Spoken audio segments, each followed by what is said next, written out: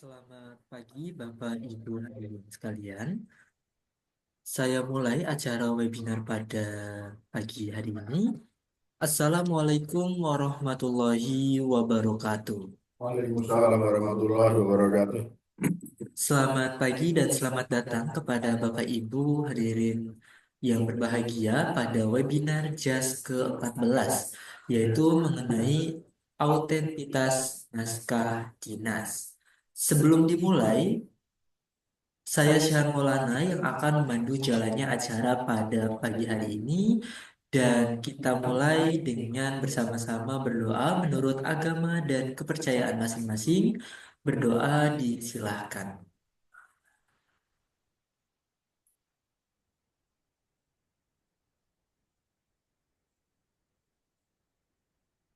Berdoa cukup.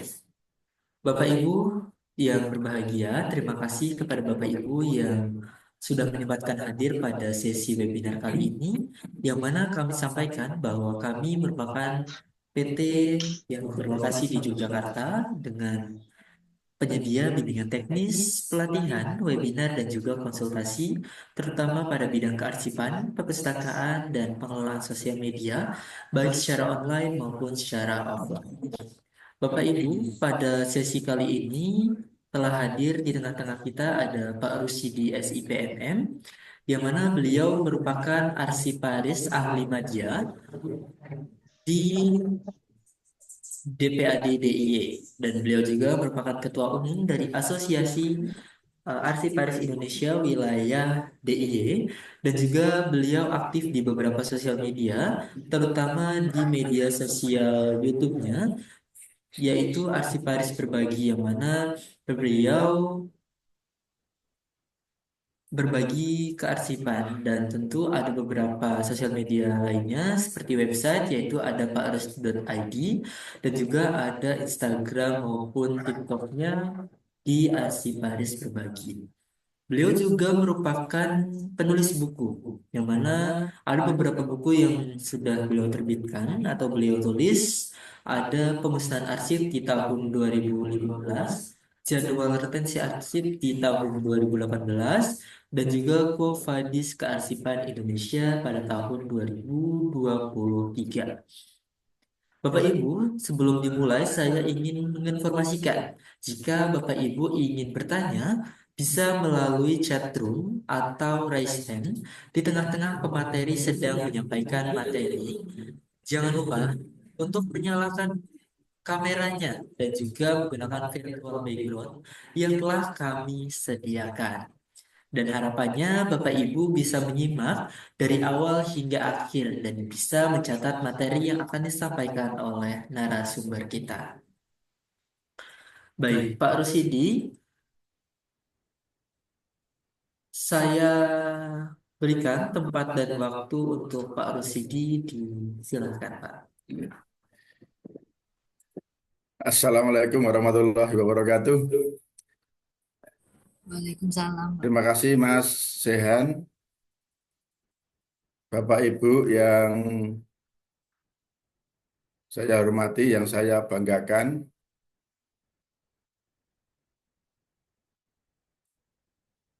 Pada hari ini kita akan berbagi lagi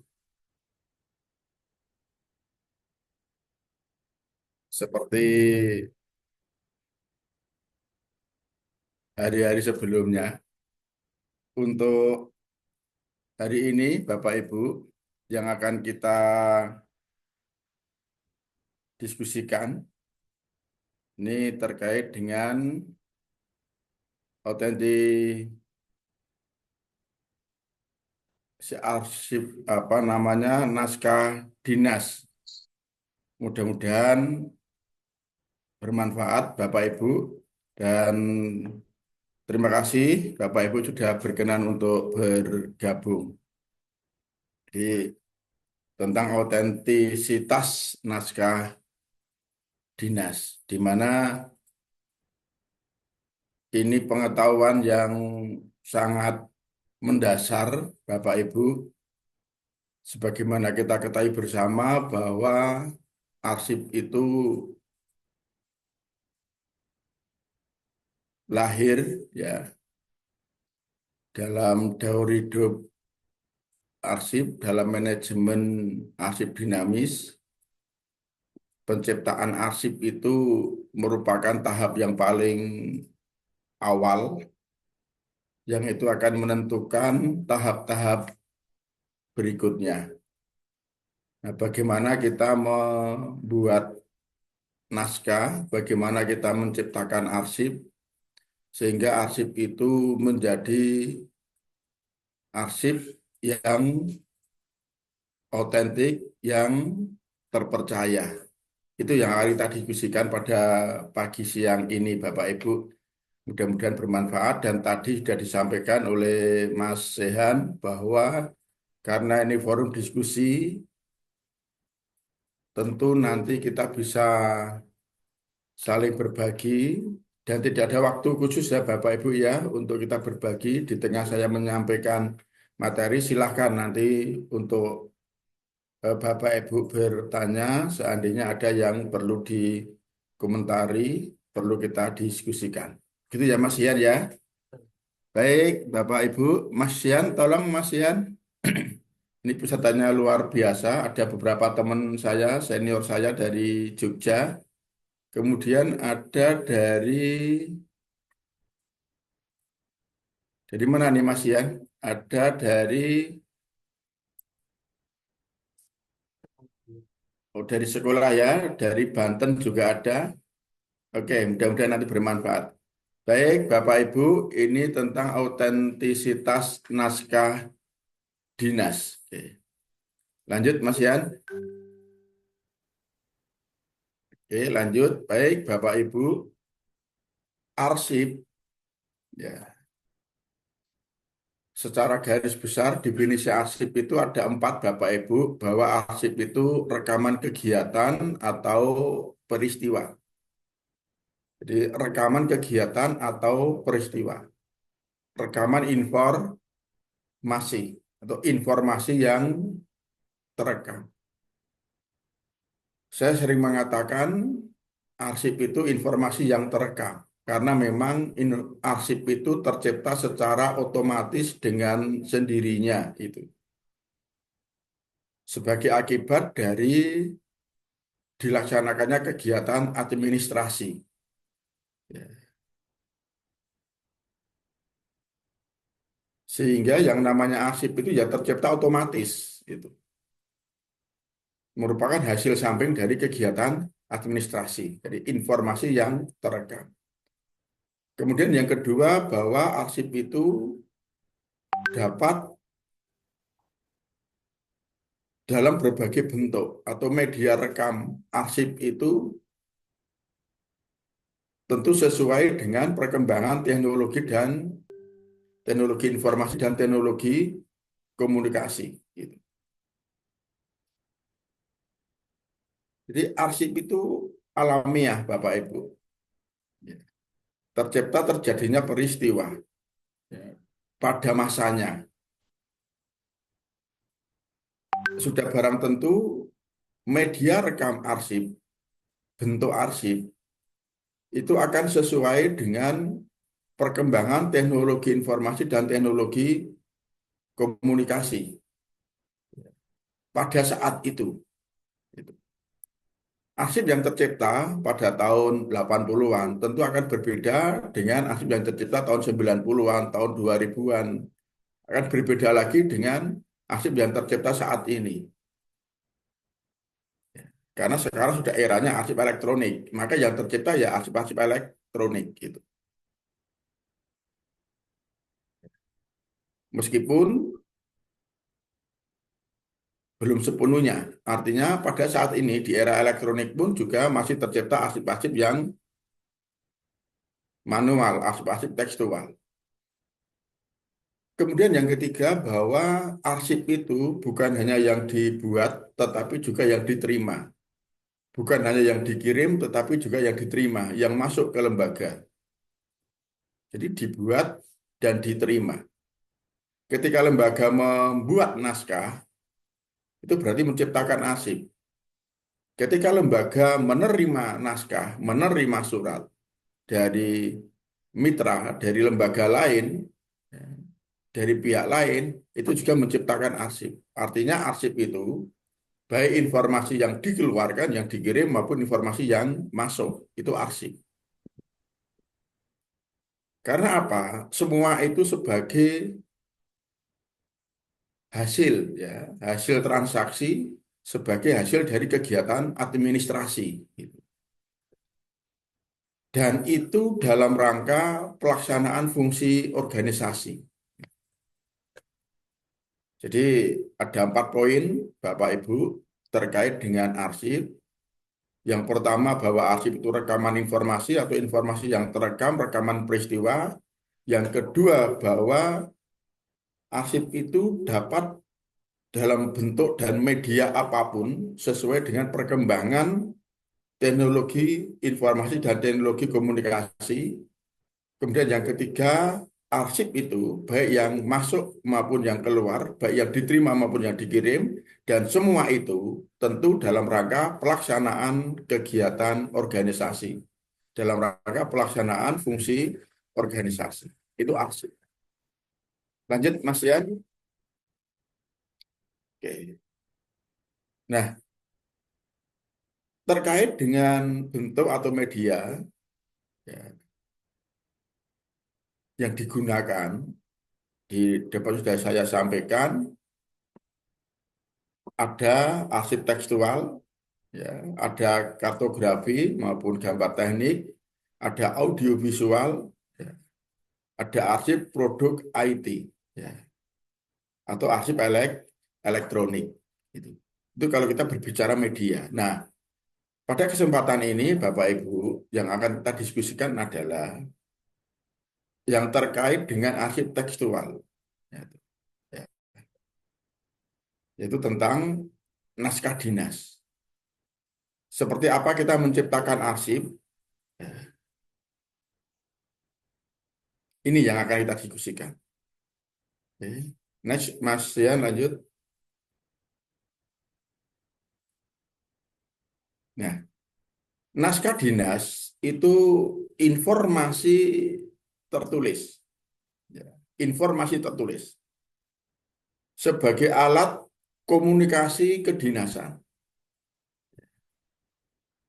baik yang dibuat dan atau diterima maupun yang diterima oleh pejabat yang berwenang. Yang perlu kita garis bawahi adalah pejabat yang berwenang. Artinya apa? Ketika naskah dinas, ketika arsip itu tidak dibuat oleh pejabat yang berwenang, tentu tidak otentik, tidak sah. Gitu. Pejabat yang berwenang itu siapa? Yang punya kewenangan menandatangani naskah itu. Jadi ketika naskah itu tidak ditandatangani oleh pejabat yang berwenang, maka menjadi arsip naskah dinas yang cacat hukum, tidak sah.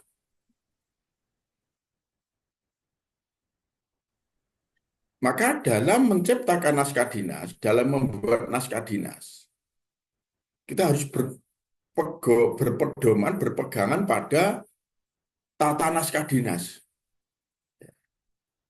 Itu menjadi dasar kita di dalam kita membuat naskah dinas, dalam kita menyusun naskah dinas, di dalam kita menciptakan arsip, membuat arsip. Karena dalam tata naskah dinas itu ada sekian aturan-aturan, ada sekian ketentuan-ketentuan. Ya salah satunya adalah kewenangan terkait dengan penanda tanganan. Siapa menandatangani apa itu diatur dalam tata naskah dinas. Ya, itu harus kita perhatikan betul Bapak Ibu. Karena sekali lagi, ketika naskah dinas itu tidak ditandatangani oleh pejabat yang berwenang, maka menjadi arsip yang tidak sah, tidak otentik, tidak bisa dipertanggungjawabkan. Gitu. Nah, maka sekali lagi, ketika kita membuat naskah dinas, kita harus berpedoman pada regulasi, pada peraturan tentang tata naskah dinas. di mana peraturan itu mengatur tentang jenis, kemudian susunan dan bentuk naskah, kemudian bagaimana kita membuatnya, bagaimana pengamanannya, kemudian pejabat yang punya kewenangan untuk menandatangani, kemudian bagaimana pengendaliannya, dan seterusnya. Seperti apa formatnya, dan seterusnya. Itu ada, diatur dalam pedoman tata naskah dinas. Itu yang menjadi dasar kita, pedoman kita. Bagaimana penomorannya, dan seterusnya. Maka wajib dimiliki oleh setiap lembaga. Ya, wajib dimiliki oleh setiap lembaga, wajib disusun terkait dengan eh, tata naskah dinas. Suatu aturan regulasi yang mengatur tentang tata cara pembuatan naskah. Itu. Ya Bapak Ibu ya, sampai di sini barangkali ada pertanyaan, ada yang perlu didiskusikan? Oke, lanjut Mas Ian. Nah, ini Bapak Ibu tentang ketentuan-ketentuan di dalam kita membuat naskah dinas. Pembuatan naskah dinas itu harus dilaksanakan berdasarkan pedoman, yaitu tata naskah dinas. Ini salah satu aturan yang harus dimiliki oleh setiap lembaga.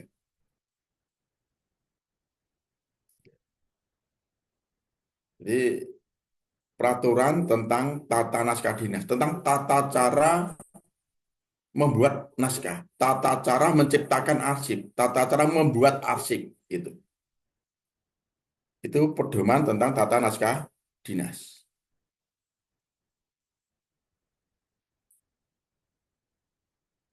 Dan pembuatan naskah dinas itu harus diregistrasi, diregistrasi, didistribusikan, dan harus dikendalikan.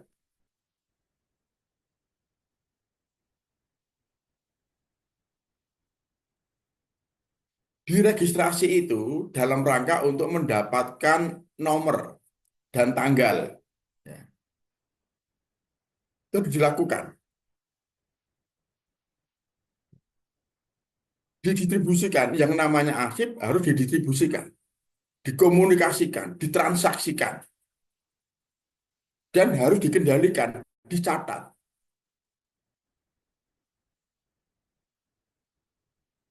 Nah, bukti-bukti registrasi itu harus didokumentasikan dan disimpan,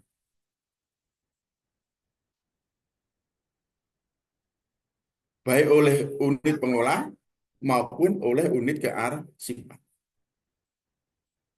Maka ketika kita membuat naskah dinas, Bapak Ibu, yang pertama kita buat konsep, kemudian yang kedua itu akan diverifikasi atau diparaf oleh pejabat yang berwenang, kemudian setelah itu ditandatangani oleh pejabat yang berwenang, setelah ditandatangani, tentu tahap berikutnya adalah kita registrasi. Ya, kita registrasi. Dinomori, ya, dimintakan nomor yang itu sekaligus tanggal surat, ya, kemudian distempel, baru didistribusikan. Itu tahapannya.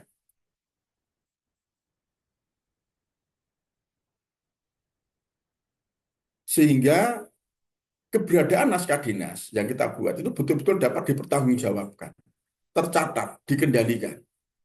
Dan sarana pengendalian itulah harus disimpan oleh UP maupun oleh OK. Sebagai bukti bahwa kita sudah mengeluarkan naskah, kita sudah membuat naskah, kita sudah mengirim naskah ke pihak yang kita tuju. Jadi harus ada pengendalian.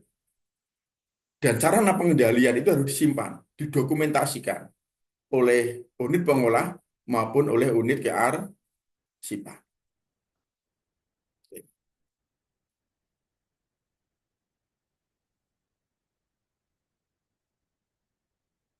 Ya, Bapak Ibu ya, terkait dengan ketentuan dan ini diatur dalam PP 28 tahun 2012.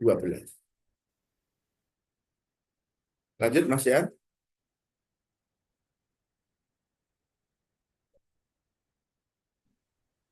Nah, unit pengolah bertanggung jawab. Ya. Jadi arsip itu, Bapak Ibu, naskah itu yang menciptakan unit pengolah. Karena yang menjalankan fungsi organisasi itu ya unit-unit pengolah yang ada dalam organisasi tersebut. Gitu. Karena yang menciptakan, yang membuat adalah unit pengolah, maka unit pengolah bertanggung jawab untuk menjaga autentisitas naskah yang dikeluarkan, menjaga autentisitas naskah yang dibuat. Gitu. Dan itu dibuktikan dengan apa? Dengan tanda tangan atau paraf. Ya, jadi di PP 28 tahun 2012 itu istilahnya tanda tangan atau paraf. Ya sebetulnya dua-duanya Bapak Ibu. Tetapi keberadaan paraf ini tidak harus ya. Tidak ada keharusan naskah itu harus diparaf. Ketika naskah dinas itu dibuat oleh pejabat yang akan menandatangani, maka tidak perlu paraf. Misalnya, seorang pejabat perlu membuat surat yang rahasia, maka dibuat sendiri, ditandatangani sendiri. Nah, yang seperti itu tidak perlu diparaf. Sehingga keberadaan paraf di sini tidak mutlak Bapak Ibu, tidak menjadi keharusan. Tetapi yang namanya tanda tangan harus. Karena itu yang menunjukkan arsip itu sah apa tidak, otentik apa tidak. Nah ini yang harus dilakukan oleh unit pengolah. Oke. Jadi di depan sudah saya sampaikan bagaimana proses kita membuat naskah. Yang pertama kita buat konsep, kemudian itu di konsep itu dipelajari, diverifikasi oleh pejabat yang berwenang. Kalau sudah oke, ACC baru diparaf, kemudian disampaikan ke pimpinan, pimpinan akan menandatangani. Gitu. Setelah naskah ditandatangani, kemudian dimintakan apa nomor urut yang otomatis, ya otomatis itu sepaket dengan tanggal surat, itu ya. Maka lahirlah apa namanya nomor naskah, ya nomor naskah. Setelah itu dicap atau distempel, baru itu menjadi naskah yang sah dan siap untuk ditransaksikan untuk dikirim ke,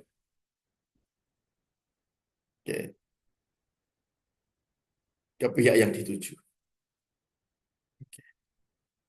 Oke, sampai di sini ada yang perlu didiskusikan? Kami persilakan. Baik, Bapak di Ya, kolom chat itu ada beberapa yang sudah bertanya. Saya bacakan ya, Pak. oke oke Mas. Ya, Oke. Sini terkait yang pertama ini dari Pak Vivo atau Bapak ini. Nah, izin tanya Pak Rus.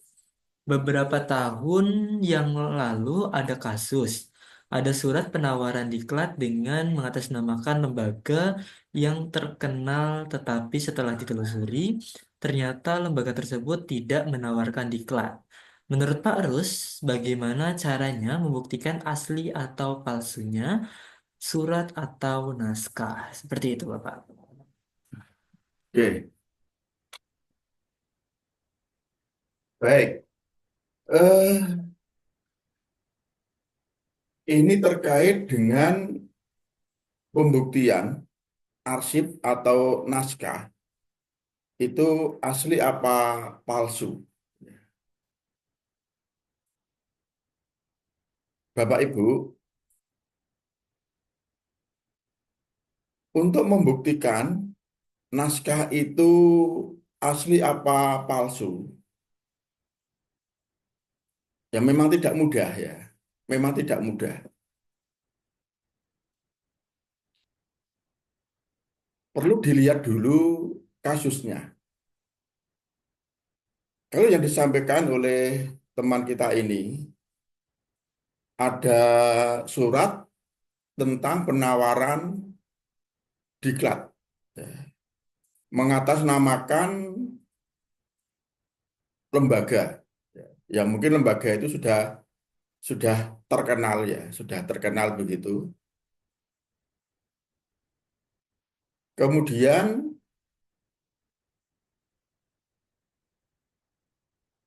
surat itu setelah ditelusuri ternyata palsu. Ya.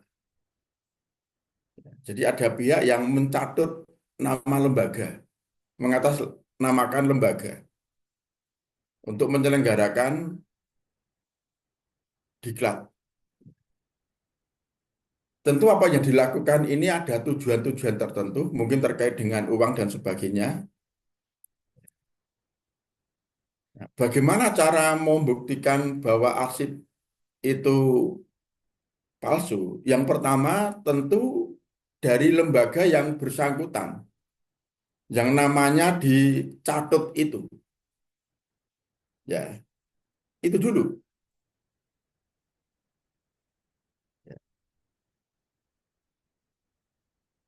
Karena kalau kasusnya seperti itu, tentu kopnya sudah menggunakan kop apa namanya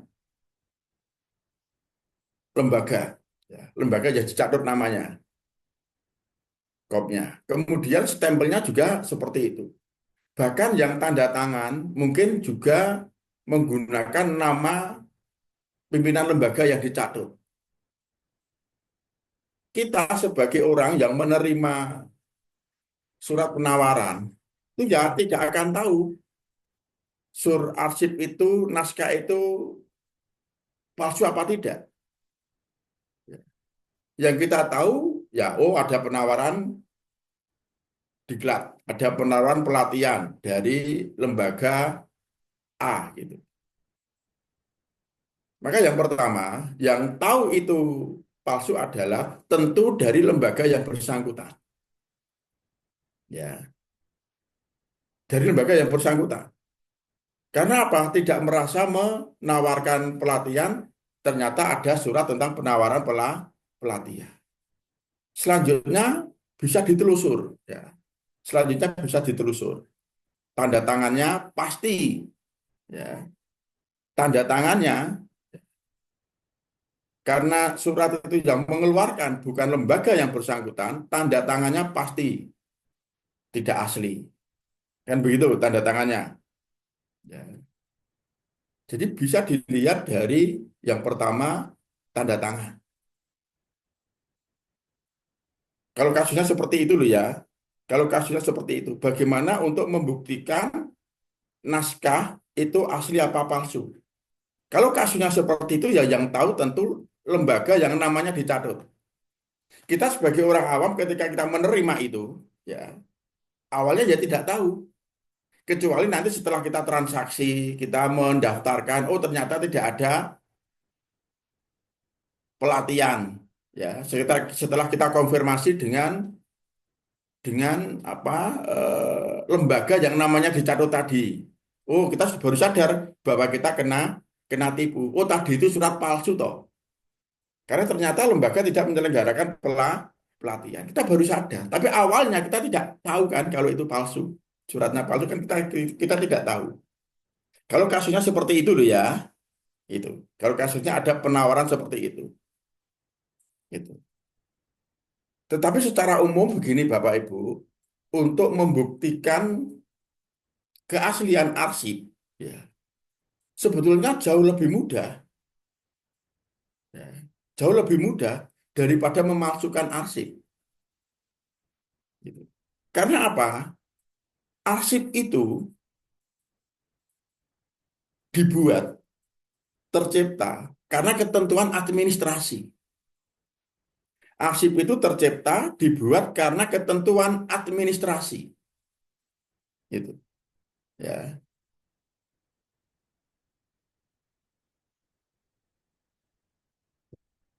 Maka untuk membuktikan arsip itu asli atau tidak, ya kita cukup menyandingkan dengan aturan, kemudian yang kedua dengan arsip-arsip yang terkait.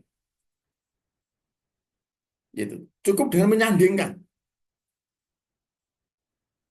arsip yang kita curigai palsu, itu ya, dengan ketentuan administrasi, ya,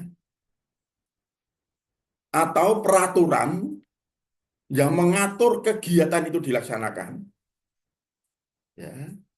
Kemudian juga dengan arsip yang terkait lainnya. Karena arsip itu tercipta karena proses. Jadi arsip itu tidak berdiri sendiri. Ada kaitannya, Bapak Ibu. Dengan menyandingkan dengan arsip yang terkait, itu nanti sudah dapat diketahui kok, arsip itu asli apa palsu. Kemudian yang kedua, juga dengan membandingkan arsip-arsip yang sejenis. Oke, saya berikan contoh. Sertifikat misalnya ya. Sertifikat. Misalnya kita pernah ya, kita ikut pelatihan. Udahlah, nggak usah jauh-jauh. Misalnya pelatihan ini saja. Misalnya pelatihan ini saja. Untuk mengetahui atau untuk meyakinkan sertifikat yang Bapak Ibu peroleh itu asli apa palsu, akan kita sandingkan arsip-arsip yang lain. Misalnya arsip tentang pendaftaran, itu. Arsip tentang bukti kehadiran, ya, daftar hadir. Itu.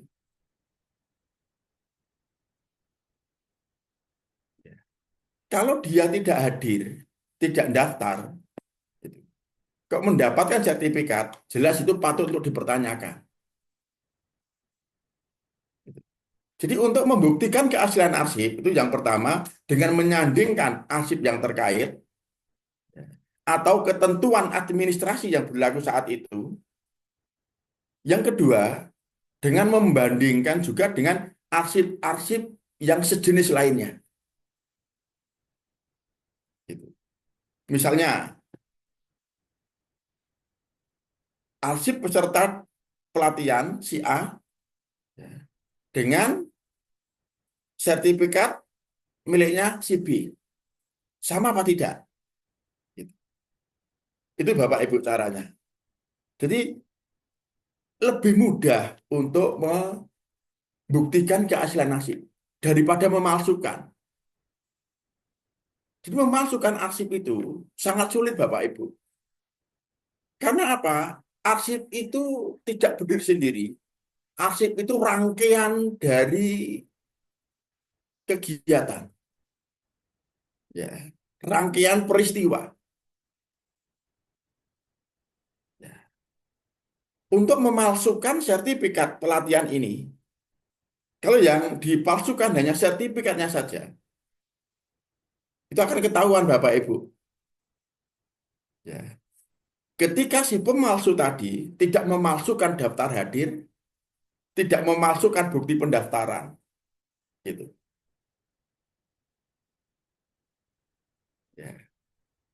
Sehingga memalsukan arsip itu tidak bisa hanya memalsukan arsip ujungnya saja, arsip akhirnya saja, tetapi juga harus memalsukan arsip-arsip yang menjadi proses atau rangkaian dari kegiatan tersebut. Itu Bapak Ibu. Ya, jadi secara umum untuk membuktikan keaslian arsip, ya, arsip itu asli apa palsu seperti itu. Secara umum, sederhananya seperti itu. Ya. Atau kalau lebih dalam lagi ya bisa kita uji kertas, kemudian tinta, kemudian huruf yang digunakan, kemudian eh, apa dikaitkan dengan aturan-aturan yang lain, misalnya bagaimana tanda tangannya, kemudian seandainya ada foto seperti apa fotonya dan sebagainya. Itu kalau kita ingin membuktikan arsip itu asli apa palsu. Itu ya, mudah-mudahan ini dapat memberikan sedikit pencerahan atau ada yang perlu ditanyakan silahkan. Ada yang bertanya Mas Ian? Di kolom komentar ini Hah? masih ada banyak beberapa pertanyaan aja, Pak. Begitu. Nah, ini juga ada yang ngerasain, Bapak. Hah? Ya, Boleh? ya. Silakan Pak Sukijan ya. Iya, betul Oke, begitu. oke. Silakan Bapak. Mas Ian. Mas Ian. Hmm. Silakan Pak Sukijan.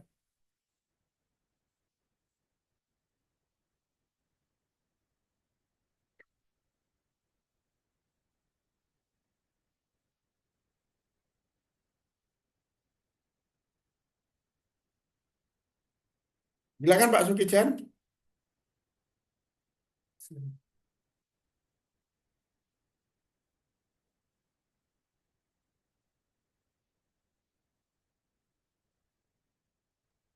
Boleh, Bapak.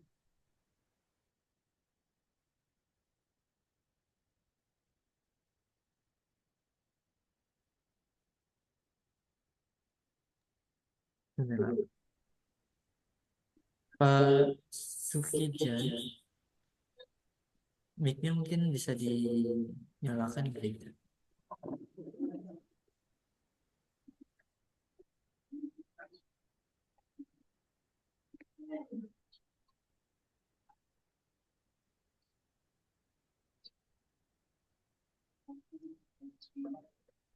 Silakan, silakan. Ya Pak.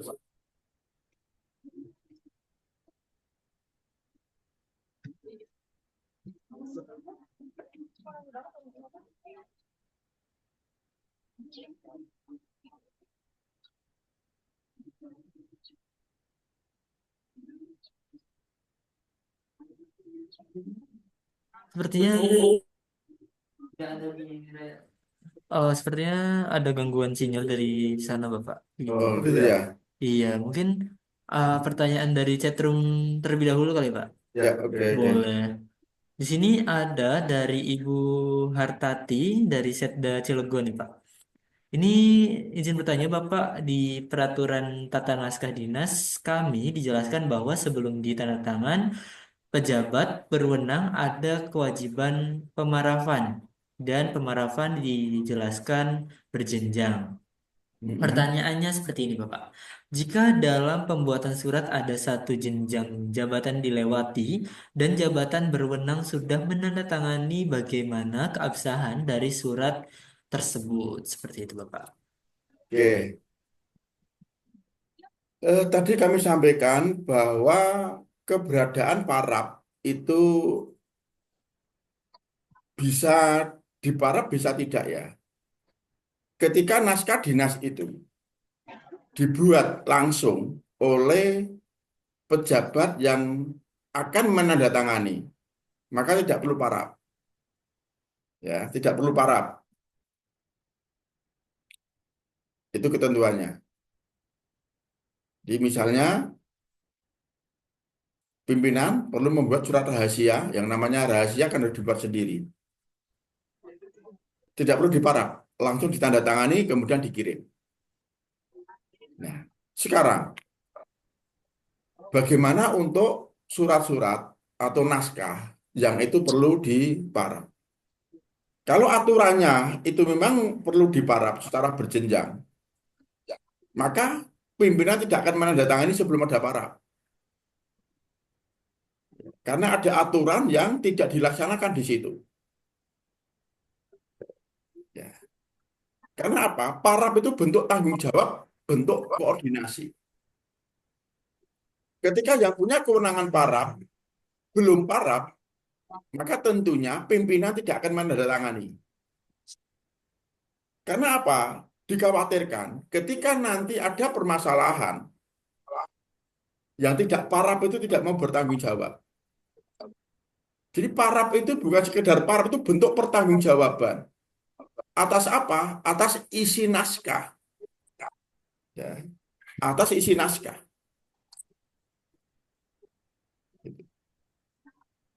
Jadi idealnya begitu. Jadi misalnya dinas akan membuat naskah dikirim ke dinas lain.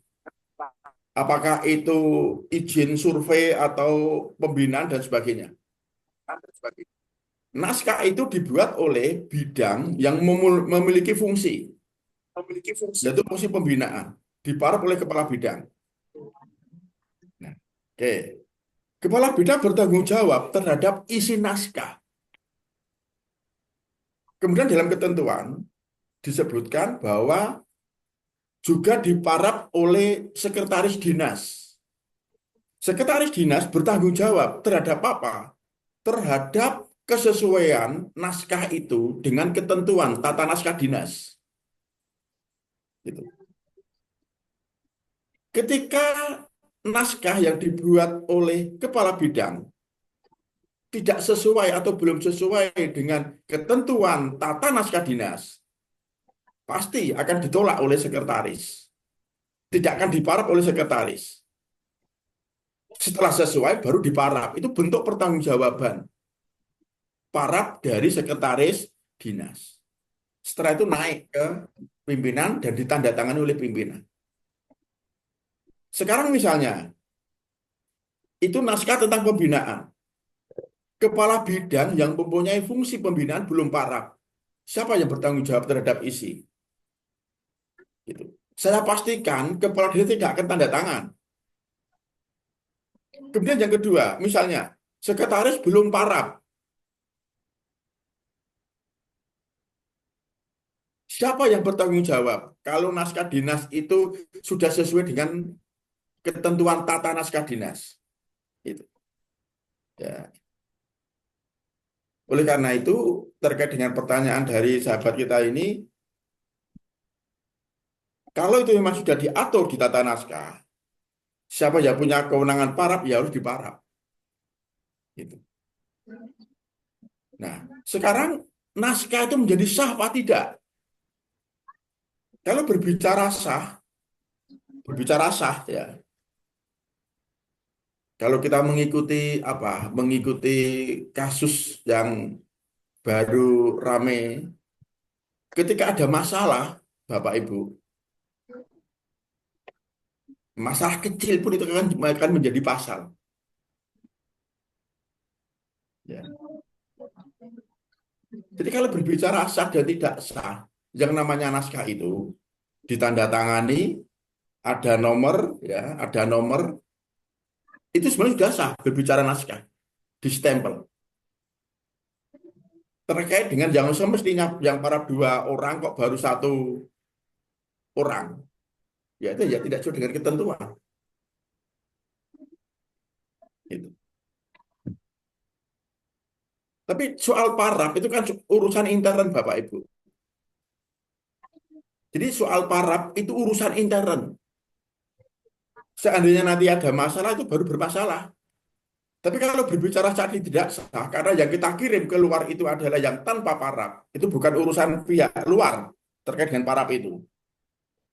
Itu jangan menjadi naskah yang sah. Oke, saya ulangi ya Bapak Ibu ya. Teman kita yang bertanya ini. Paraf itu urusan intern. Urusan internal. Karena yang kita kirim keluar itu tidak ada parafnya. Ya. Yang kita kirim keluar itu tidak ada parafnya. Maka naskah itu tetap sah. Ada tanda tangannya, ada nomornya. Sah. Jadi paraf, sekali lagi paraf itu adalah pertanggungjawaban internal organisasi. Seandainya nanti ada permasalahan, baru paraf itu berfungsi. Ya. Karena paraf itu bentuk pertanggungjawaban. Tapi terkait dengan pihak yang kita kirimi, nggak ada masalah. Karena naskah sudah ditandatangani oleh pejabat yang berwenang.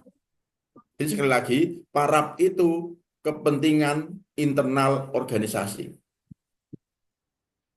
Jadi kalau pertanyaannya ini sah apa tidak, ya sah. Karena yang kita kirim keluar itu tidak ada parabnya.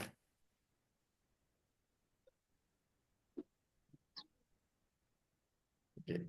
Hanya ya Bapak Ibu ya, ketika nanti menjadi permasalahan ada kasus, nah ini Bapak Ibu, yang tidak parab, ya nanti urusannya menjadi panjang. Ya, menjadi panjang. Karena apa? Ada satu tahapan yang dilewati, yaitu yang mestinya pejabat itu parab tidak parab. Ini kan kasus ya di organisasi.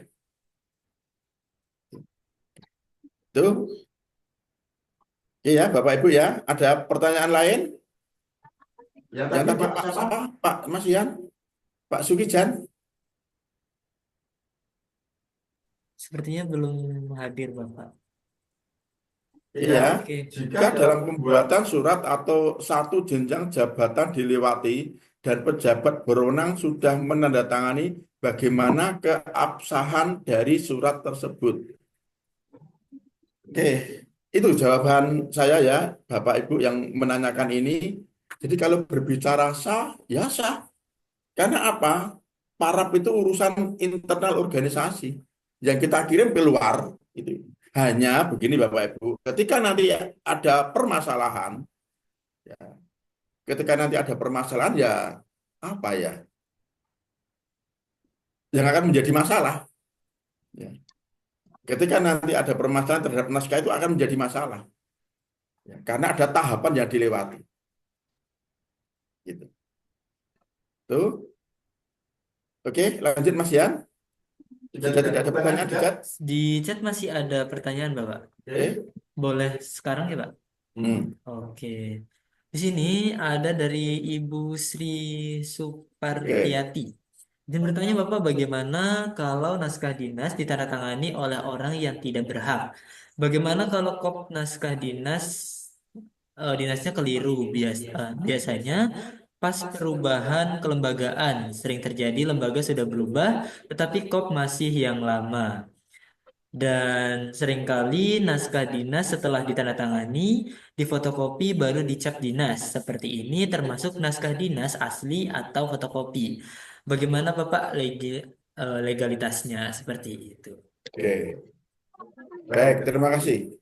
Kalau naskah dinas tidak ditandatangani oleh pejabat yang berwenang, jelas tidak sah. Cacat hukum. Ya. Kalau naskah dinas tidak ditandatangani oleh Kamu tuh nanti boleh. pejabat yang berwenang, itu tidak sah. Karena tanda tangan itu bentuk pertanggungjawaban. Ya. Artinya naskah itu tidak dibuat oleh pejabat yang berwenang. Saya ulangi, kalau naskah dinas tidak ditandatangani oleh pejabat yang berwenang, maka jelas itu tidak sah.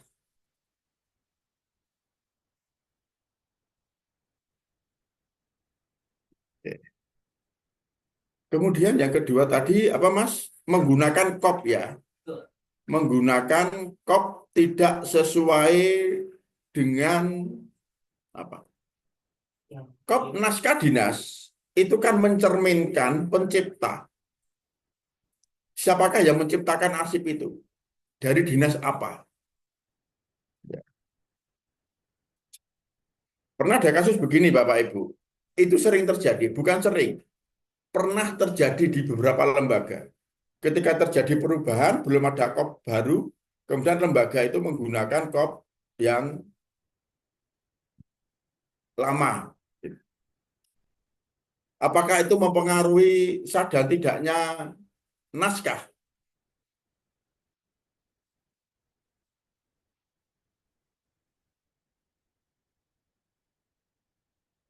Kemudian tadi, apalagi Mas pertanyaannya tentang penggunaan kop, selain kop apa? Nah, yang difotokopi baru dicap dinas itu seperti itu naskah dinasnya asli atau fotokopi bagaimana legalitasnya seperti itu Bapak? Oke. Oke, Bapak Ibu, di ketentuan tata naskah dinas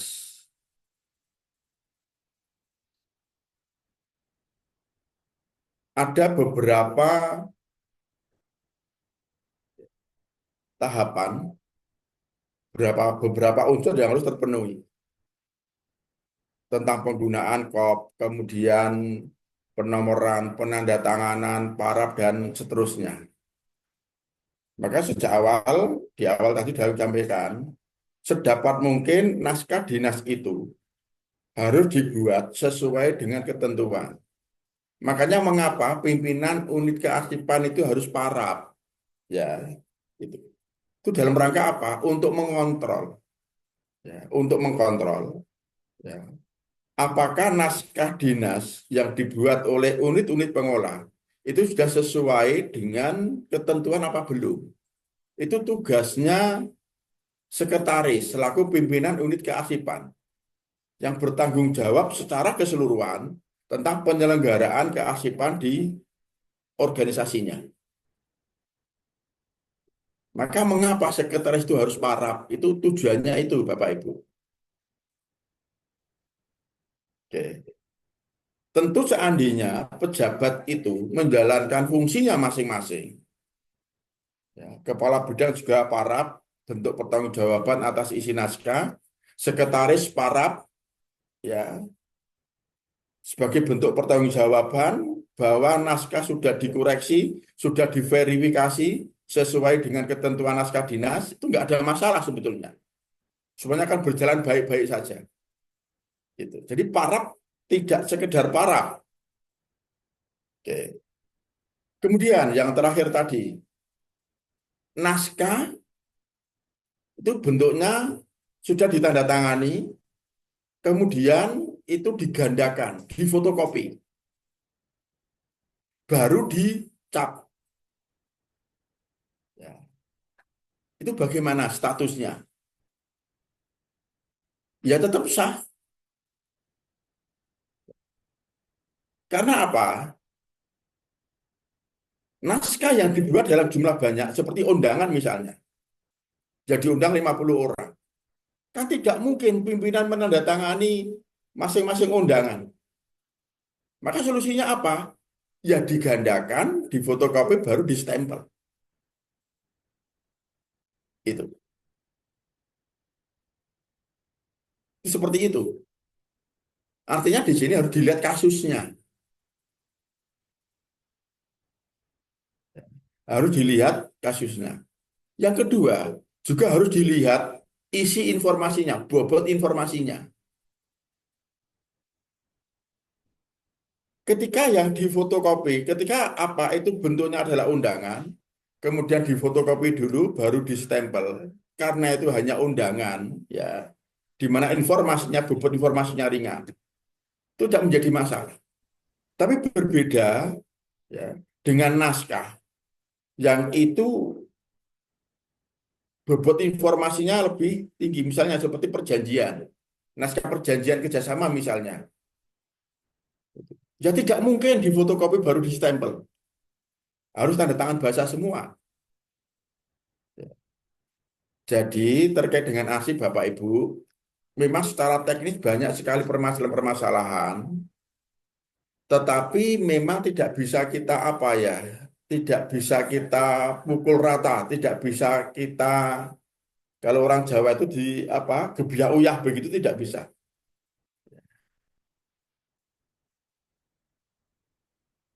Harus dilihat dulu seperti apa kasusnya, karena ini tidak bisa lepas dari informasi yang terkandung dalam arsip tersebut, dalam naskah tersebut. Tuh, itu ya.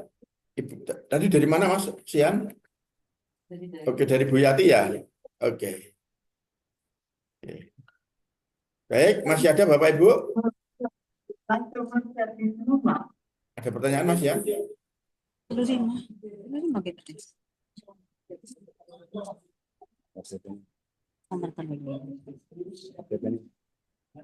Dari Ibu Suryatna.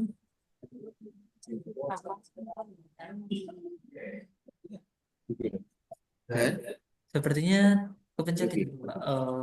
Sebenarnya sudah tidak ada yang bertanya, bisa dilanjut ke materi terlebih dahulu, Pak.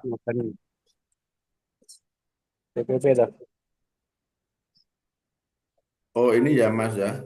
Seringkali naskah dinas telah ditandatangani di fotokopi baru dicap seperti ini termasuk naskah dinas asli atau fotokopi. Oke.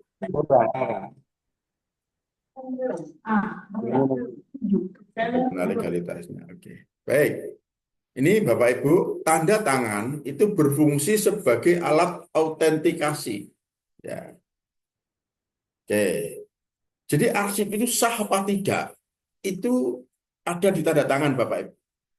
Jadi tanda tangan itu berfungsi sebagai alat autentikasi dan verifikasi atas identitas penanda tangan serta keautentikan, kepercayaan dan keutuhan informasi.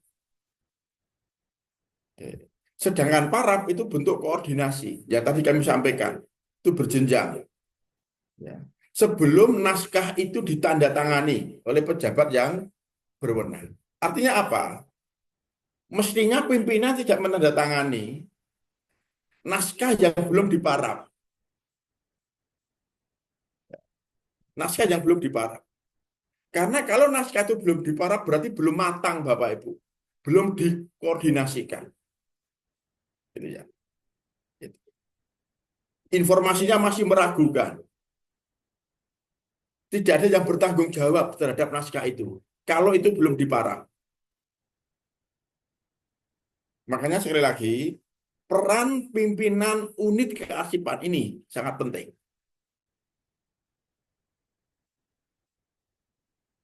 Oke. Kewenangan penandatanganan, ya, ya, nih, itu kewenangan untuk melaksanakan dan menandatangani naskah dinas. Siapa menandatangani naskah dinas apa? Jadi di tata naskah dinas Bapak Ibu yang kita miliki, tentu ada pasal yang mengatur tentang siapa menandatangani apa. Pimpinan organisasi punya kewenangan menandatangani naskah yang isinya tentang ini. Sekretaris punya kewenangan menandatangani naskah dan seterusnya dan seterusnya. Itu pasti ada. Nah, itu yang harus kita perhatikan. Karena sekali lagi, ketika naskah itu tidak ditandatangani oleh pejabat yang berwenang, maka tidak sah. Oke. Lanjut Mas Yan.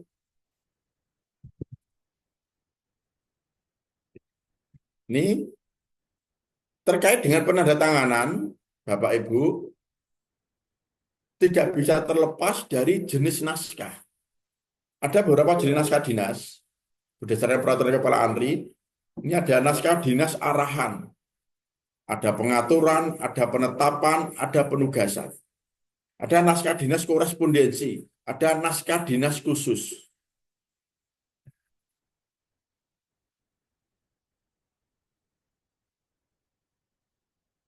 Di naskah dinas korespondensi itu ada internal ya, dan ada eksternal.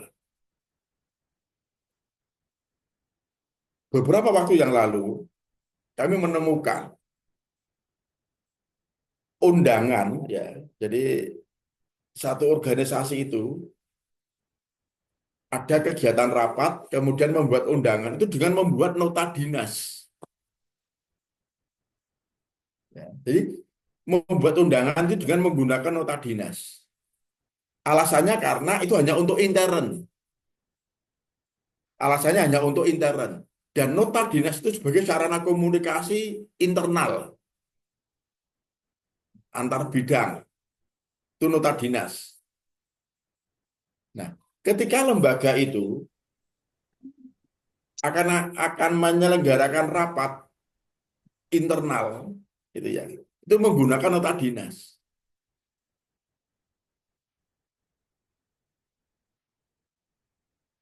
Yang seperti ini menurut Bapak Ibu betul apa tidak? Jadi undangan dengan menggunakan nota dinas.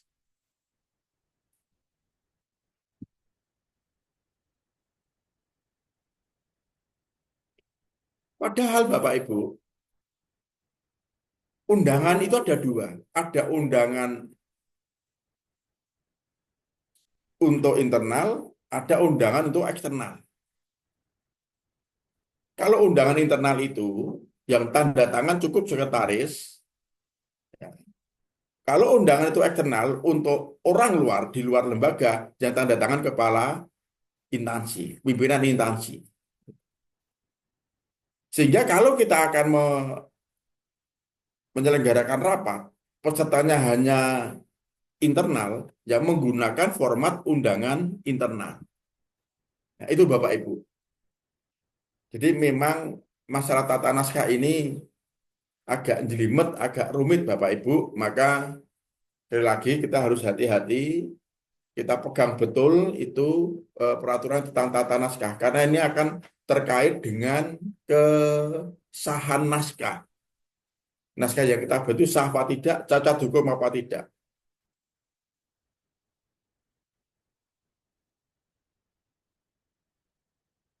Kemudian ada naskah dinas khusus, ya, surat perjanjian, surat kuasa, berita acara, surat keterangan, surat pengantar, dan seterusnya.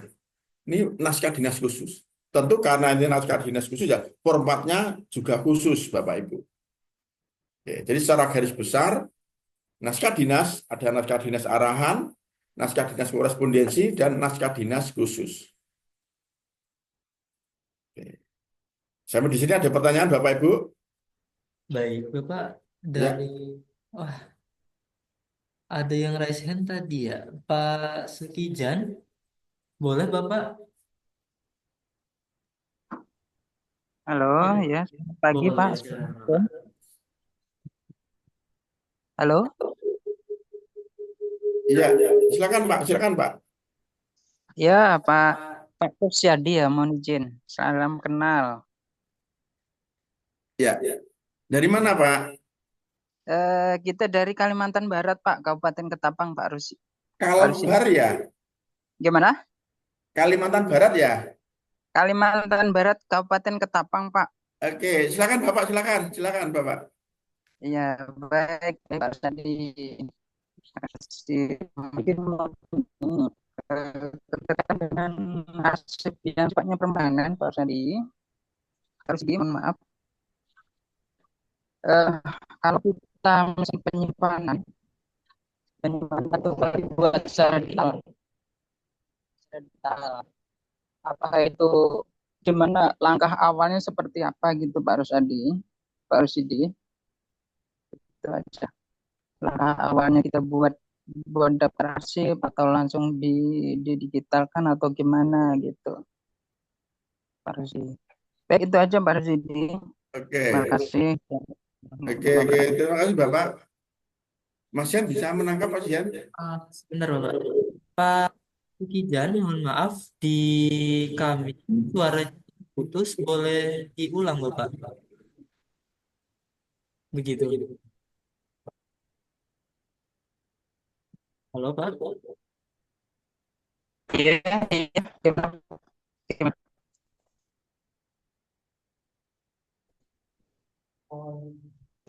Mohon izin Bapak, boleh diulang satu kali lagi karena tadi suaranya putus-putus di sini Bapak.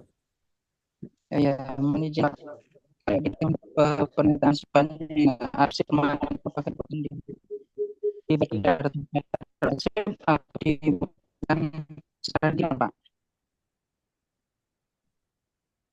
yang arsip pernah. Bapak mohon maaf, eh, boleh di chat saja nih Pak, boleh ditulis di kolom chat karena di sini tidak terdengar Bapak suaranya begitu, tidak terdengar jelas. Mohon maaf nih Pak, boleh di chat terlebih dahulu, nanti akan kami bacakan seperti itu.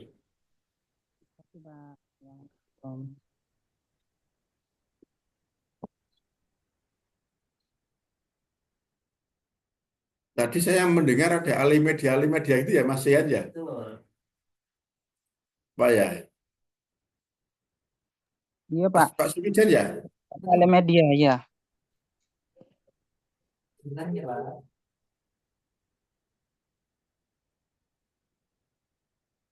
Iya Pak, sifatnya alih media Pak, yang sifatnya arsip permanen. Oke, aksi permanen ya Pak ya. Iya, siapa? Oke, baik. Aksi permanen ya Pak ya. Iya Pak. Aksi permanen di alih media gitu atau gimana Pak? Iya, di alih media kan, Pak. Itu langkah awal seperti apa?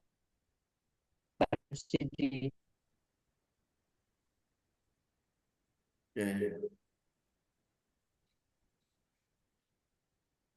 Halo Bapak, iya Pak. Halo? gimana intinya Bapak? Suaranya bisa terdengar Pak? Oh, iya, iya, oke, oke, yuk terus. Eh, ini Pak, sebenarnya itu kan alih media kan. Nah, awal di media ya, kan itu gimana Pak langkah awal?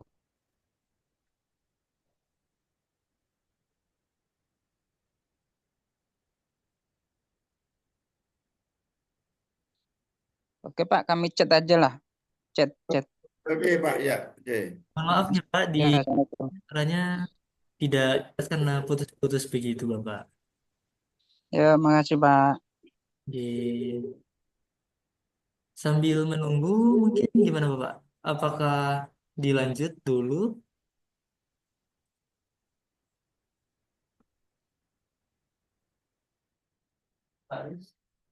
Oke, baik. Ya, sambil menunggu dari Pak Sukijan ya Mas Sian ya. Betul. Oke, tadi pertanyaan sangat menarik, ada permanen, ada alih media. Oke, sambil menunggu beliau. Baik. Eh, Bapak Ibu, ini masih ada apa namanya yang masih membutuhkan apa? Membutuhkan penjelasan terkait dengan paraf. Baik. Tadi kami sampaikan bahwa paraf itu tidak harus ya. Sekali lagi, paraf itu tidak harus. Memang paraf itu bentuk pertanggungjawaban atas isi naskah.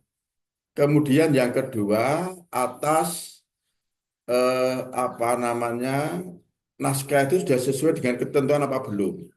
Ya. Itu ya, itu. Karena apa? Tidak semua naskah itu harus diparaf. Saya ulangi, tidak semua naskah harus diparaf. Naskah yang dibuat langsung oleh penanda tangan tidak perlu diparaf. Ya, tidak perlu diparaf. Coba Bapak Ibu bisa apa namanya eh, melihat di peraturan Kepala ANRI tentang tata naskah maupun Bapak Ibu yang di lingkungan Pemda peraturan Menteri Dalam Negeri tentang tata naskah. Tidak semua naskah harus diparaf. Khusus naskah yang dibuat oleh penanda tangan tidak perlu diparaf, langsung ditandatangani. Oke. Memang fungsi paraf itu Bapak Ibu sangat penting karena bentuk pertanggungjawaban atas isi naskah maupun atas eh, naskah itu sudah dibuat sesuai dengan ketentuan apa belum. Ya. Oke. Jadi silakan ya Ibu yang tadi menanyakan itu untuk melihat kembali perka ANRI maupun Permendagri seandainya Ibu di bawah Pemda. Oke. Kemudian sudah masuk ya Mas Yan ya pertanyaan dari Pak Sukijan. Belum Bapak, itu Oke. pertanyaan dari yang lain. Apabila kita menerima naskah dinas melalui media elektronik, by email, kemudian naskah tersebut dicetak, apakah itu merupakan naskah asli? Oke. Ini pertanyaan yang cukup menggelitik Mas Yan. Apabila kita menerima naskah dinas melalui media elektronik, ya, melalui media elektronik ya, by email atau WA, kemudian naskah tersebut dicetak, apakah itu merupakan naskah asli? Baik. Mbak Siti. Mbak Siti masih mengikuti Mbak Siti? Masih, Pak. Ya, tidak ke mall. Di rumah saja Di rumah saja. sambil ngeliwet ini. Apabila kita menerima naskah, oke, menerima naskah dinas melalui media elektronik, email misalnya, oke, atau WA, menerima naskah lewat WA. Kemudian, ya sekarang kan modelnya begitu ya Mbak Siti ya.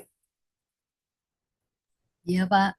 Oke, jadi misalnya ada teman mau ngirim surat pakai Srikandi agak ribet gitu, karena Srikandinya sedang gemesin gitu, terus dikirim lewat WA. Kemudian itu dicetak. Oke. Apakah itu merupakan naskah asli? Ya, itu asli. Oke. Jadi begini Bapak Ibu, kita itu harus bisa membedakan, ya, membedakan kata-kata asli, ya.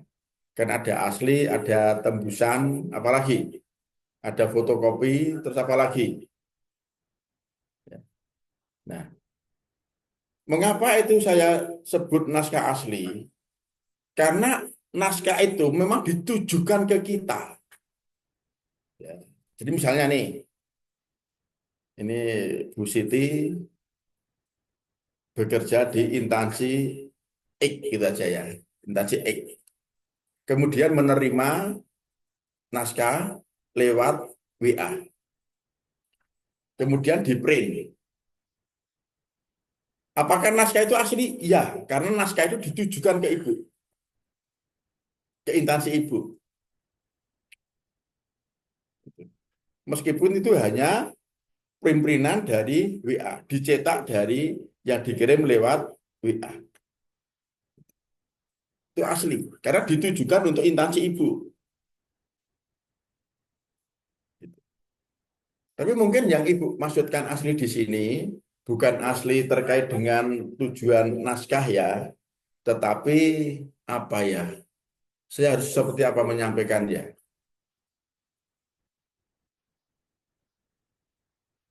Asli fisik apa asli tujuan?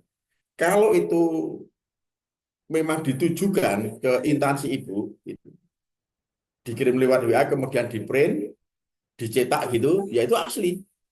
Karena memang naskah itu ditujukan untuk ibu, untuk instansi ibu Siti gitu. Itu ya Bu ya, Bu Siti ya. Halo Bu Siti. Iya, Pak. Tapi Oke, kadang-kadang gini loh, Pak. apa? Jadi kan ya Nah, itu ini tadi. menarik, ini menarik ini. Saya senang ini kalau ditanggapi. Yuk, gimana Bu? Jadi begini loh, kadang kan via WA dulu, terus yang hard copy atau yang fisiknya itu dikirimkan. Nah, itu terus bagaimana? Itu Oke. digabungkan saja atau yang sudah dicetak tadi itu dimusnahkan atau bagaimana, Pak? Oke, Kasih. baik. Ini semakin menarik ini. Saya harus cerita dari depan ini. Ibu, jadi arsip itu, oke, arsip itu tercipta karena ketentuan administrasi. Tercipta karena ketentuan administrasi, karena apa peraturan yang atau sistem yang digunakan pada saat itu. Sekarang begini, ketika kita sudah menggunakan sistem elektronik, ya sudah menggunakan sistem elektronik, misalnya pakai Srikandi, gitu ya. Idealnya ketika kita sudah pakai Srikandi, maka ya serba elektronik, dikirim secara elektronik, ditindaklanjuti secara elektronik. Artinya tidak ada lagi hard itu. Karena ketentuan administrasinya adalah kita menggunakan sistem elektronik, artinya Srikandi. Itu ya harus serba elektronik. Nah, karena sekarang itu masa peralihan, maka masih campur-campur, belum sepenuhnya kita elektronik. Nah, kemudian ada pengiriman arsip yang itu lewat WA. Yang itu tujuannya adalah untuk mempercepat penyampaian informasi. Itu ya Mbak Siti ya, kurang lebihnya ya. Iya Pak, Betul kan? Kan tujuannya betul untuk betul. untuk apa? Untuk mempercepat ini kan? Iya. Oke. Kemudian dari yang Ibu print itu, Hmm. kemudian disampaikan ke pimpinan kan?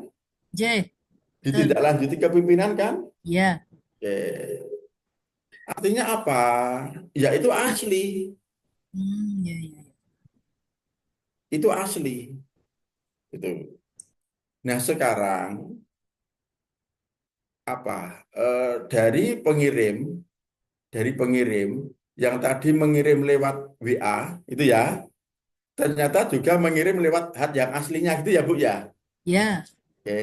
betul betul. Kan berarti ada yang asli dari mana Bu? Dari si pengirim. Ya, Kemudian juga betul. ada yang asli cetakan Ibu ya.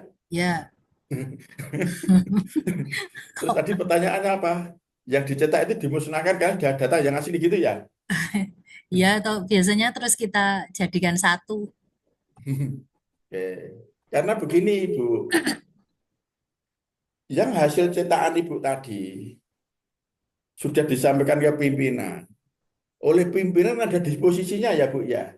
Ye, sampun. Sedangkan yang baru datang, yang asli, yang dari perangkat daerah pengirim, Ya. itu kan malah belum tersentuh kan? J, ya betul Nah, betul. sudah dijadikan satu saja Bu. Oh ya, Meskipun sebetulnya ya, karena yang sudah Ibu cetak itu asli, itu sudah ditindaklanjuti, nggak sudah sah ada ya. di posisinya pimpinan, J, ujuk-ujuk datang yang asli dari perangkat OPD. daerah, kan J, sebetulnya itu sudah tidak digunakan ya. J, J. Betul ya. Nah, disinilah kita sebagai petugas, Bu, sebagai arsiparis dituntut untuk bijak, untuk apa ya, untuk lebih hati-hati. Semua tergantung eh, pada nilai informasi, ya, pada nilai informasi arsip itu. Kalau memang arsip itu nilai informasinya tinggi, maka tetap pertahankan yang asli yang dari perangkat daerah tadi, yang tanda tangan basah, J, J, ya ya. ya Bu ya. J. Oke, jadi seperti itu. Ini untuk kehati-hatian ya. Karena kalau melihat mengikuti informasi yang sekarang sedang berkembang itu memang sangat luar biasa ketika terjadi kasus terkait dengan arsip. Maka kalau kasusnya seperti itu, karena yang awal tadi dalam rangka percepatan tindak lanjut dikirim lewat WA biar cepat ditindaklanjuti, kemudian ada susulan arsip yang resmi ya J, dari perangkat daerah, maka yang resmi pun harus diselamatkan, apalagi informasinya nilai gunanya sangat tinggi. Gitu ya Bu Siti ya. J. Mantul nuwun Pak, terus itu Oke, udah jelas. Mbok Tapi tanya sebenarnya lagi Bu, sebenarnya gini Pak, apa? sebenarnya gini, kalau misalnya ada surat atau undangan yang dikirim eh, ke beberapa orang gitu loh Pak. Itu saya sering mikirnya cuma, aduh, ini kan WA-nya ke ABC misalnya. Nah, Betul? itu bagaimana ya? Kalau cuma langsung dihapus itu kan udah hilang ya Pak. Ada, oke, ada arsip ya. J, misalnya kan kayak kita persuratan kan petugasnya ada 3. Nah, itu Oke. semua dikirimi gitu loh.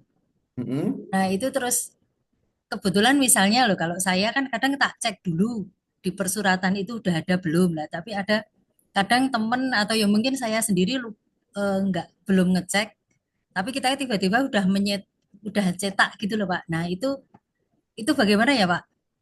Eh, apa ya penanganannya itu gimana gitu loh? Kok saya kok saya belum ngeh ya, Mbak ya. Jadi gini loh, maksudnya misalnya itu tadi naskah dinasnya yang secara elektronik tadi itu loh, itu Mm-mm. dikirim via WA, tapi yang dikirimi lebih dari satu gitu loh Pak. Oke. Ya untuk mempercepat lah itu yang dari kadang kan yang 2 orang itu kan saya bertiga ya Pak.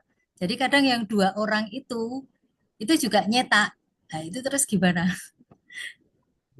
Eh, Membuangnya itu loh Pak, membuangnya atau dijadikan satu lagi jadi misalnya tadi undangan terus harusnya satu jadi rangkap 2 atau 3. Nah, itu gimana itu Pak? Yang 2 itu loh, yang kelebihan cetak itu bagaimana gitu loh? Langsung Itu dibuang aja di tempat sampah atau dustbin atau di eh cacah atau gimana, Pak? Kalau kasusnya seperti itu berarti masuk penggandaan yang berlebihan. J. Oke, penggandaan yang berlebihan itu termasuk non-arsip. Oh iya. Halo, J ya. saya ulangi. Kalau saya nangkepnya itu berarti penggandaan yang berlebihan dan penggandaan yang berlebihan itu non-arsip. Kalau itu non-arsip ya sudah, nggak usah dipikir, itu langsung dimusnahkan saja. Hanya ingat loh ya, Ya. penggandaan yang berlebihan itu informasinya sama dengan arsip aslinya. Nah, itu loh, Pak, Nah, yang maka jadi masalah. pertama itu non-arsip, itu bukan arsip J. karena penggandaan yang berlebihan. Ya. Tetapi karena informasinya sama dengan aslinya, Nah, itu nanti kalau hanya dimusnahkan, di tempat sampah misalnya. ditaruh di mana begitu, Ya. tidak disalahgunakan oleh orang yang tidak bertanggung Nah, jawab, itu. sebaiknya dimusnahkan saja dengan cara dicacah, di mana tidak dapat dikenali lagi informasinya. Pertama itu, langkah pertama. Yang kedua, itu tetap dimasukkan dalam tempat non-arsip yang besok pemusnahannya bisa dibarengkan dengan pemusnahan arsip. Jadi ada dua solusi itu. Itu bentuk kehati-hatian kita karena penggandaan yang berlebihan itu informasinya sama dengan aslinya. Itu Bu Bu J. Siti. J. Leres, Pak. Kalau J. Ibu memang di dekat tempat duduk ada apa itu mesin pencacah yang kecil itu ya Bu ya, J. Ada. itu langsung saja dimusnahkan saja Oh, ngaten. J. karena itu non arsip ya, langsung saja dimusnahkan daripada pemusnahannya nunggu besok itu. Langsung saja masukkan mesin pencacah itu udah selesai. Karena itu penggandaan yang berlebihan. Gitu ya Bu Siti ya. J, Pak. Sudah sangat jelas. Matur nuwun, Pak Rusidi. Oke, nggak tanya lagi Bu. Belum, besok aja kalau pas pemusnahan. Pas penilaian untuk pemusnahan. Matur nuwun, Oke, Pak Rusidi. oke, makasih. Yuk, yang Pak tadi Mas Ian, yang Pak siapa tadi? Pak Kita Sukijat sudah sebenarnya bertanya belum? belum ada gitu Pak. Dilihat malah keluar Bapak, nggak ada Oke, peserta-pesertanya seperti itu. oke. Oke, Pak Tadi Mas. sebenarnya pertanyaannya menarik ya, Mas Ian ya. Betul, betul. Itu tapi tadi nggak bisa terdengar di sini ya. Betul, di sini putus-putus begitu Bapak. Mungkin nanti saya Oke, akan coba cross-check lagi melalui chat saja begitu. oke. Coba nanti bisa dihubungi Mas Ian. Baik. Bisa dihubungi nanti kasihan karena beliau memang butuh butuh penjelasan ya. Oke, Itu betul tadi Pak. ada alih media, ada permanen ya. Hanya ada dua kata itu yang saya tangkap. Apakah itu mengalih mediakan aksi permanen sejak dini atau itu yang apa tidak jelas tadi karena jaringan ya Mas Ian ya. Betul, di Baik. sini tidak jelas Mm-mm. begitu. Oke, masih ada yang lain Bapak Ibu? Sepertinya sudah cukup Bapak begitu. Iya, karena kita sudah menunjukkan pukul 10 lebih 35 menit begitu Bapak. Oke, baik Bapak Ibu. Karena waktu kita dibatasi, tapi ini sangat menarik Bapak Ibu, banyak pertanyaan yang masuk dan mohon maaf tadi ada satu pertanyaan yang belum bisa kita penuhi karena ada gangguan ya Mas Ian ya, ada gangguan. Mudah-mudahan beliau tidak kecewa ya, beliau tidak kecewa dan nanti bisa kita komunikasikan lebih lanjut. Banyak kekurangannya, mohon maaf ya Bapak Ibu ya. Mudah-mudahan apa yang saya sampaikan meskipun tidak tuntas karena waktunya terbatas, mudah-mudahan bermanfaat. Wassalamualaikum warahmatullahi wabarakatuh. Waalaikumsalam warahmatullahi wabarakatuh. Baik, terima kasih Pak Rusidi yang telah menyampaikan materinya dan yang tadi bertanya nanti akan kami chat melalui WhatsApp perusahaan tentunya. Nah, sebelum saya mengakhiri sesi webinar pada hari ini, Bapak Ibu mohon izin untuk menyalakan kameranya terlebih dahulu karena kami akan mendokumentasikan terlebih dahulu seperti itu. Boleh Bapak Ibu disilakan. Kami tunggu. Baik, kami tunggu sejenak. Oke, baik. Oke. Baik, Bapak Ibu boleh tiga saya dokumentasikan. Tiga, dua, satu. Baik, ganti gaya Bapak Ibu. Tiga, dua, satu. Boleh salam arsipnya untuk terakhir. Baik, boleh. Tiga, dua, satu. Baik, terima kasih Bapak Ibu yang telah hadir pada sesi webinar JAS ke-14 pada hari ini. Dan kami informasikan kepada Bapak Ibu yang berkontribusi dalam pembuatan sertifikat akan kami kirim melalui chat pribadi, melalui nomor WhatsApp perusahaan di paling lambat H+3 setelah acara ini selesai. Dan khususnya terima kasih ke Pak Rusidi yang telah menyampaikan materinya. Dan sekaligus saya pamit undur diri pada kesempatan hari ini dan sampai jumpa di sesi selanjutnya. Terima kasih. Wassalamualaikum warahmatullahi wabarakatuh. Waalaikumsalam.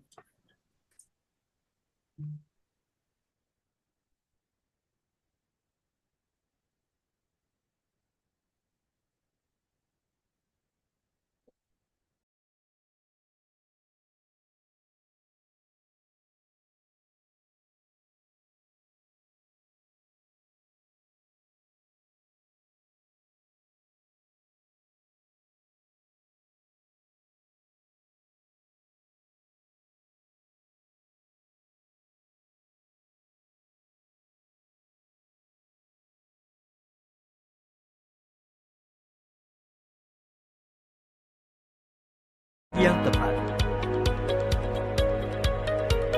PT Jogja Academic School menjadi pusat pelatihan dan pengembangan yang berkomitmen untuk menyediakan berbagai bimbingan teknis bagi instansi pemerintah, perusahaan, hingga masyarakat luas.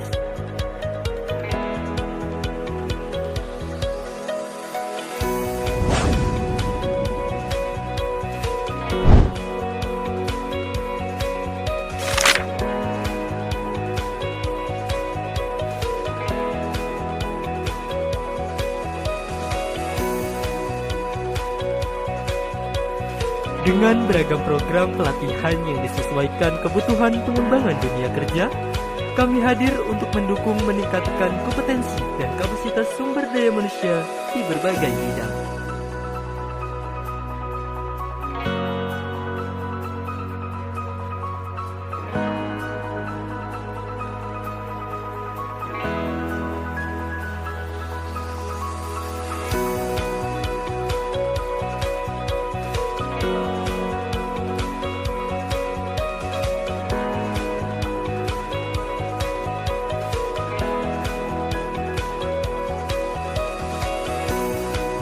PT Jogja Academic School memberikan lebih dari sekedar pengetahuan.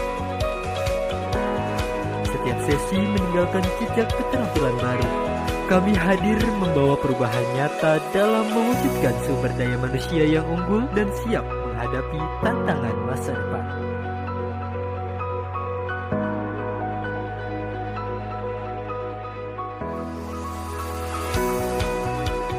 Kami berkomitmen untuk memberikan pelatihan berkualitas dengan pengajar berpengalaman, metode pembelajaran yang interaktif, serta materi sesuai perkembangan regulasi dan kebutuhan praktik di lapangan.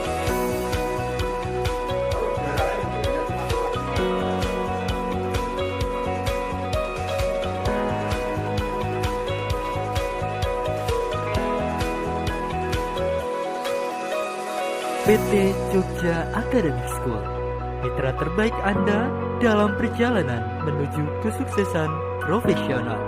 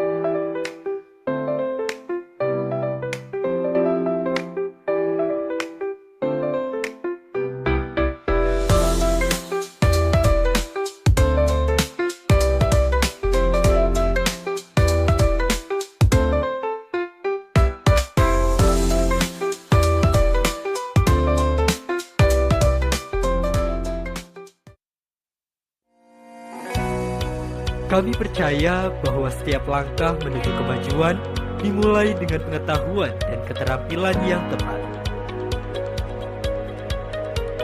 PT Jogja Academic School menjadi pusat pelatihan dan pengembangan yang berkomitmen untuk menyediakan berbagai bimbingan teknis bagi instansi pemerintah, perusahaan, hingga masyarakat luas.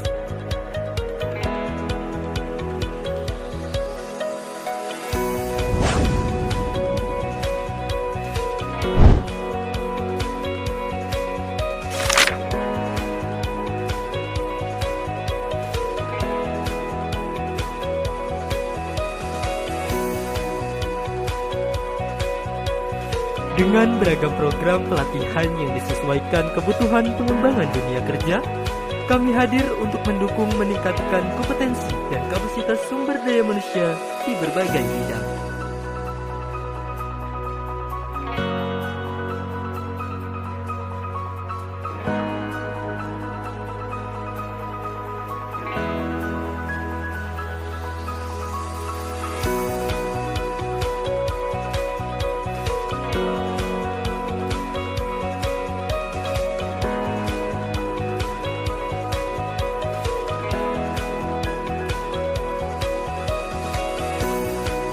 PT Jogja Academic School memberikan lebih dari sekedar pengetahuan. Setiap sesi meninggalkan jejak keterampilan baru. Kami hadir membawa perubahan nyata dalam mewujudkan sumber daya manusia yang unggul dan siap menghadapi tantangan masa depan.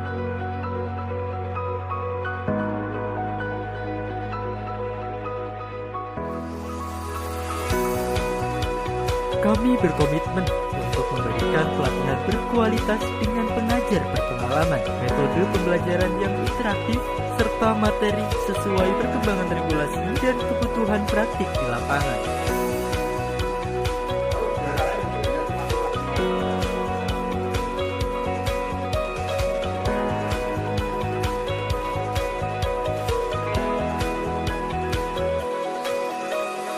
PT Jogja Academic School, mitra terbaik Anda dalam perjalanan menuju kesuksesan profesional.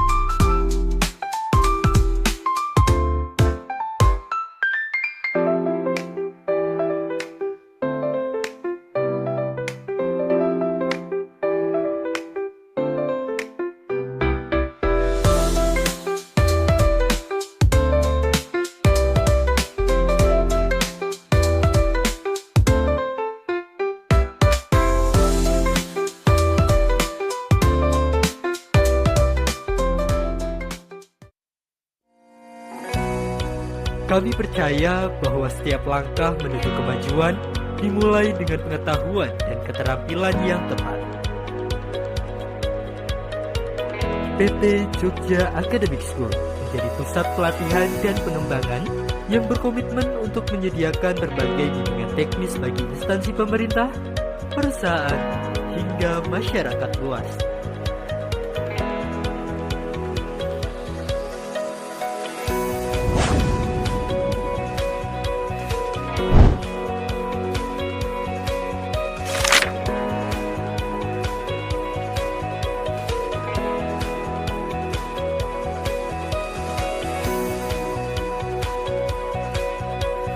Dengan beragam program pelatihan yang disesuaikan kebutuhan pengembangan dunia kerja, kami hadir untuk mendukung meningkatkan kompetensi dan kapasitas sumber daya manusia di berbagai bidang.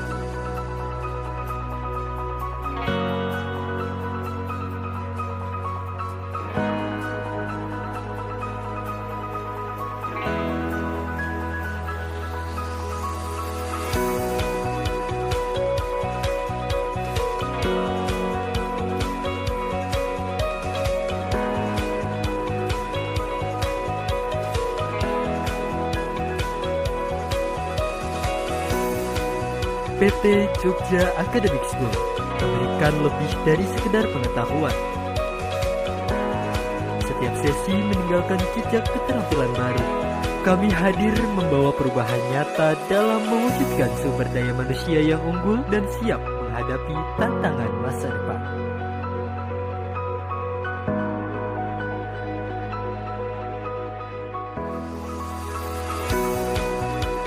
Kami berkomitmen untuk memberikan pelatihan berkualitas dengan pengajar berpengalaman, metode pembelajaran yang interaktif, serta materi sesuai perkembangan regulasi dan kebutuhan praktik di lapangan.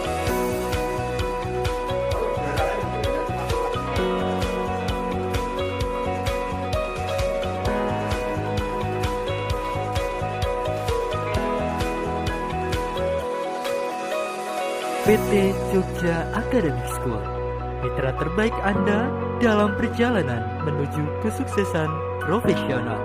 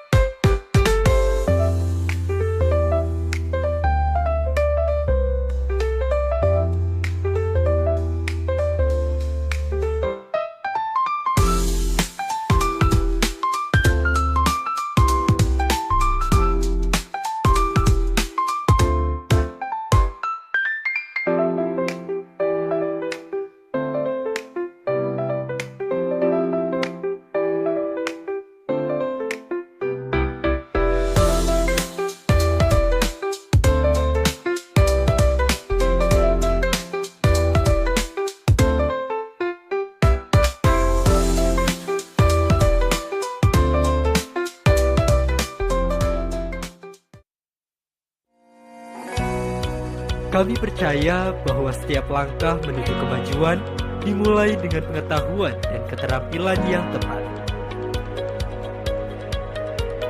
PT Jogja Academic School menjadi pusat pelatihan dan pengembangan yang berkomitmen untuk menyediakan berbagai bimbingan teknis bagi instansi pemerintah, perusahaan, hingga masyarakat luas.